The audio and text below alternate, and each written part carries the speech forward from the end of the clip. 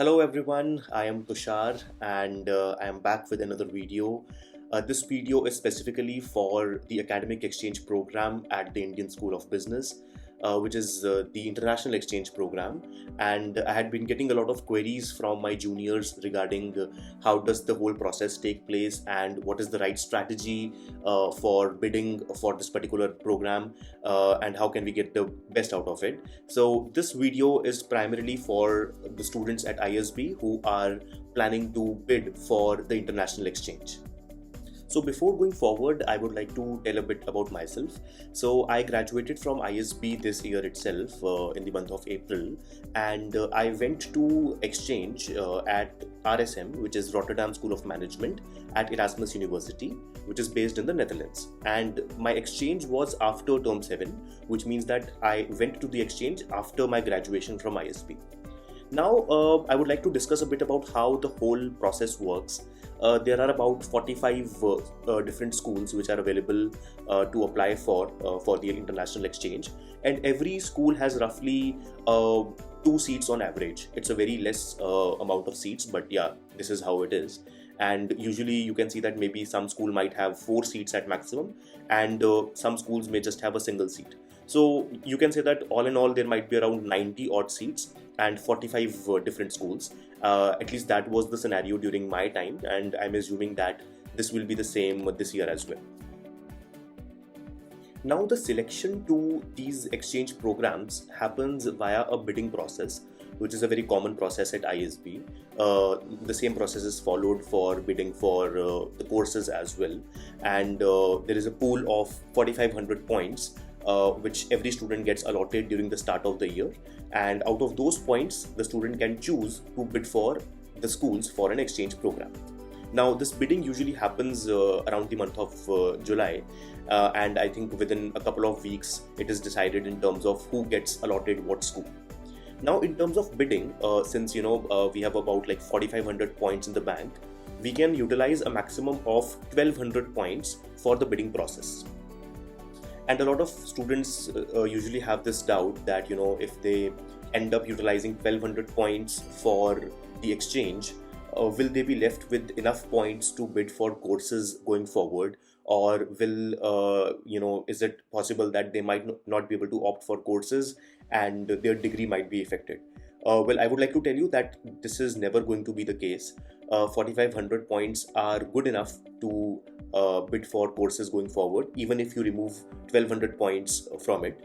The only thing which will happen is that ultimately towards term 6 or term 7, you will be left with considerably lesser points as compared to your peers. So it's possible that if there is a particular course which is high in demand, you might not be able to bid that much for it because your bank balance will be quite low. So I think that is the only caveat which happens. But apart from that, the school will make sure that you get some or the other courses and you are able to complete all your credits which is required for graduating. Alright, so in terms of bidding, as I told that there are 1,200 points which you can use for bidding. Now this is the maximum you can spend for bidding in international exchange, and you can bid in denominations of 400, 800 or 1,200, which means that, for example, you want to bid for 3 different schools. So what you'll have to do is that you'll have to bid 400 for each of the schools, which totals up to 1,200. Or you can also do something like that, you bid 400 for one school and 800 for another school. And similarly, you can bid all your 1,200 points at a single school. So this is how the thing works, and you just have a maximum of 1,200 points to spend during your bidding process.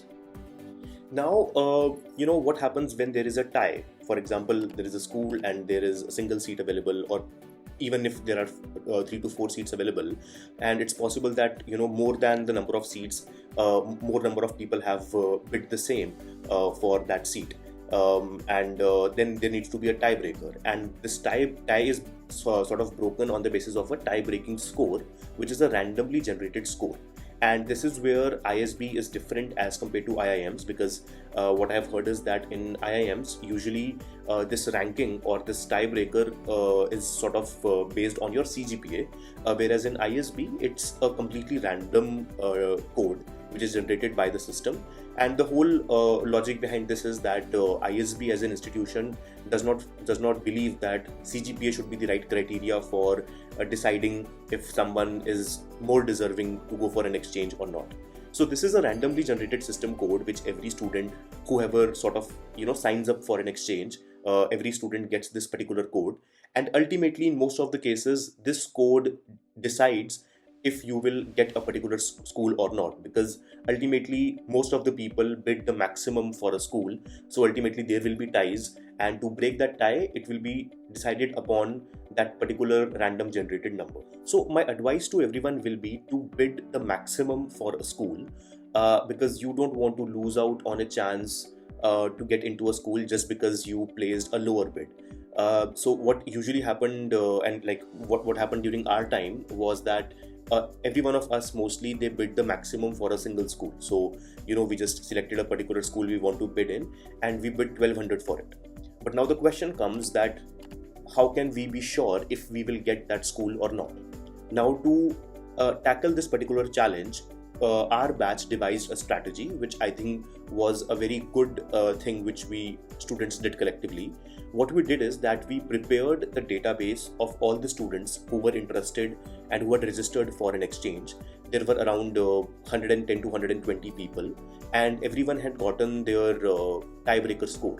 So we all decided that every one of us will fill up their tiebreaker scores in the sheet, and we will arrange that in the ascending order so that we get to know that who's the rank 1, rank 2, and so on. Because this particular random number, it's a 5-digit number.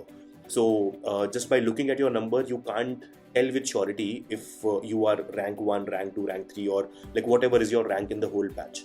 So we decided to collate the whole data. Everyone put in their ranks, and this is how we got to know that this is how the order is followed in this particular sheet. So in my case, I was lucky enough to have the first rank out of all the candidates. So things were pretty easy for me. Like I could have picked any school and I would have gotten that without any issues. So I picked RSM, and I mentioned on the sheet that I will be going to RSM, and RSM had 2 seats at our time. So at least after my declaration, the other people knew that okay, Tushar is taking 1 seat for RSM.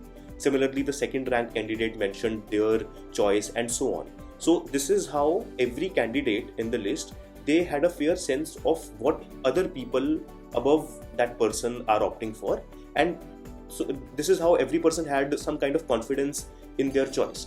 So usually I think whatever most of us would have done is that most of us would have bid the highest for a particular seat, and since they already have some confidence that people ranked higher above them have bid for some other seat, so they were fairly confident that they would get that particular seat in their account. So this is how it happened. Now a lot of people ask me that what is a better exchange program to go for, and I think it is very subjective to answer that. So I can share the reasoning which I had to select RSM for my exchange. But before that, I would like to discuss a few caveats which usually people miss out or don't pay attention to. So one thing is that obviously you can only bid for the list of 10 schools which you are required to select before the bidding begins. And apart from that, what happens is that a lot of exchanges, or most of the exchange programs, they overlap with the tenure of ISB, which is a 1-year long tenure, and most of the exchange programs overlap with it, which means that you will have to miss out your time at ISB. And this is something from my personal experience, and what I also heard from my seniors. It's that after the placements, which is like after the month of December, the last 3 months, which is January, Feb and March, this is the time when people have the most fun on campus. So if you decide to go on an exchange which is falling in these months, you have to mentally prepare yourself that you will miss out on the life in ISB, and you can obviously have fun at your exchange program, but this is something which you need to keep in mind, or you should be mentally prepared for it. Also, for people with some kind of position of responsibility, I think if you are a part of GSB, if you are an elected member of GSB, you are not allowed to go before term 7. So automatically your list of choices shortens and you can only go after term 7. For people who are club presidents, for example, I was the president of Business Analytics Club. So in my case, I could not go before term 5. So the only options I had were after term 5. And I was very clear that I did not want to miss out on my life in ISB, because ultimately it is a 1 year long program. So you are very short on time. And I did not want to miss out on that. So I decided that I will try to bid for a university which is after term 7. So in my list of 10 schools, I think I put all the schools which were after term 7, or at least, maybe were around term 7, like they were beginning in term 7, so that I can have the most of my life at ISB. Obviously, in my case, I was lucky enough to have rank 1, so I straight away opted for RSM. But yeah, this is how I thought, and that is what I would suggest everyone to keep into account, that if you go for something which is during your tenure at ISB, you will be missing out on the ISB life. And again, like it's your call. There is no right or wrong in that, but I would want people to be mindful of this thing. Also, in my case, I think I also did a bit of research and realized that traveling in Europe is better during the summers because the days are longer, the weather is also very nice, and I was very keen on exploring Europe as a continent, because once you go to any country in Europe, because like to go to any country you need to apply for a Schengen visa, and once you have the Schengen visa, then you can explore 29 different countries which are a part of the Schengen area. So in my own exchange, I managed to cover 8 countries. So I think that is something which I was hoping for, and that sort of went according to my plan. A lot of people actually ask me that if we are going after term 7, will we be able to walk on the graduation? So walking on the graduation means that you get those gowns, you sort of sit with your peers, and your name gets called on the stage, you go up to the stage, and you get the degree from the chief guest. So a lot of people actually have this question. Well, the answer to this is that if you are going after term 7, you will get to walk the graduation. Now what happens is that since you are going after term 7, you are compulsorily required to complete all your ISB credits during ISB itself. So, which technically means that even if you decide not to go on the exchange, or even if you happen to fail any or all of your courses, your ISB degree remains intact. You will, in that case also, you will be getting your ISB degree, and that is why when the graduation day comes, the institute is sure that you will be graduating from ISB, irrespective of the credits which you do on exchange. So those credits on exchange will be your extra credits that will be over and above the ISB requirement. So in this case, you will be allowed to walk on the graduation. Everything will be same as for your peers. The only thing is that you won't get your final transcript or the final degree certificate because that is something which will come after your courses from exchange are added to that transcript, and that is when your final degree will be prepared. But you will get to walk on the stage, you will get that certificate which is like just a written letter that wishing you the best after ISB. So all those ceremony, the whole ceremonial part will be there, and it will be the same as your peers. For those people who are going before term 7, obviously your exchange will be during the ISB tenure, like your peers will be there in ISB completing their courses, and you will have to choose your courses in such way that you are able to complete the relevant credits, because at the end of the day, ISB wants that you complete whatever relevant credits are there. So I think there is a requirement almost like 33 credits, if I'm not wrong.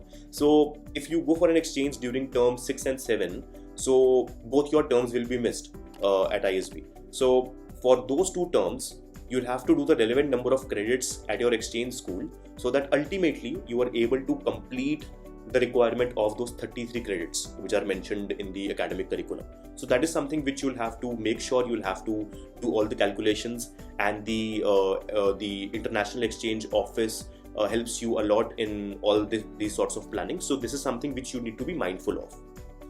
Another thing which people ask me, that if they are going after term 7, it is possible that their exchange starts in April and it goes on till the end of June.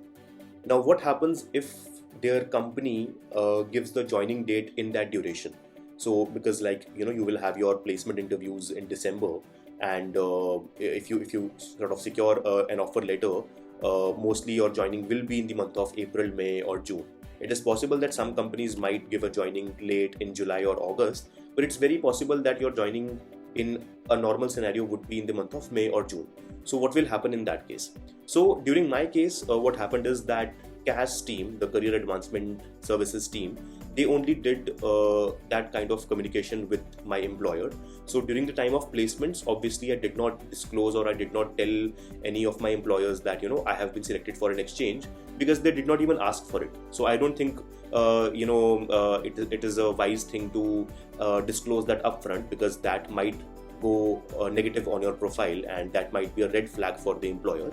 So there is no need to disclose such things to your employer, to the interviewer, because that does not make a lot of sense. After you get your offer, usually the CAS team themselves discuss this with your employer, that this person has been selected for an exchange and that is a part of the academic curriculum. So they request the employer to give you a late joining. And that is what happened in my case. The Career Advancement Services team themselves did the whole conversation with my employer, and I got that thing written on the email. Like I got that in writing over an email, that my employer will provide me a joining after I complete my exchange and come back to India. So in most of the cases this happens, but it is possible that you yourself might be required to do all these conversations. So I would recommend that after you get your offer during the placements, maybe in the month of January or February, you can initiate this conversation that hey, I have been selected for this exchange, which is in the month of April or May, and I just want to request you to provide me the joining after I come back from my exchange. So I think the right way to go about this is through CAS only. You should reach out to CAS, and they are very well aware that you have been selected for a particular exchange program, so they will help you with that. Now, in most of the cases, the employers do agree to give you a late joining date, because they also have a good relationship with ISB. But it is not given. Like there might be some employer which says that I cannot offer you a late joining date. And that actually happened with one of my friends. So the employer was very strict, and they said that either you revoke your offer or you have to join on that very day. And due to this particular reason, my friend had to cancel his exchange trip, because nothing was possible. So this is also possible in some cases, and I think you can just hope for the best. You can just try to be very, very prompt in your communication. So I think as soon as you get an offer on campus, maybe after a couple of weeks or maybe after December, you can have this conversation with the career advancement team and try to sort of take this communication in a very formal way, that this is a part of the curriculum, and mostly the CAS team helps you to navigate through this particular kind of challenge. So this is something which people need to be mindful of, and I think I have covered most of the aspects regarding how the bidding takes place and how usually people make their choices. In case you have any questions, you can reach me out via LinkedIn, and I will soon be coming up with part 2 of this series, which is about my exchange experience in terms of what all formalities I had to do, what all challenges I had to face while applying for my exchange, in terms of the formalities which I had to do for my exchange. And I'll try to collate everything which I have as of now in terms of what all information I have or what all advices I have for the students, and hopefully that will be helpful for the students going for an exchange.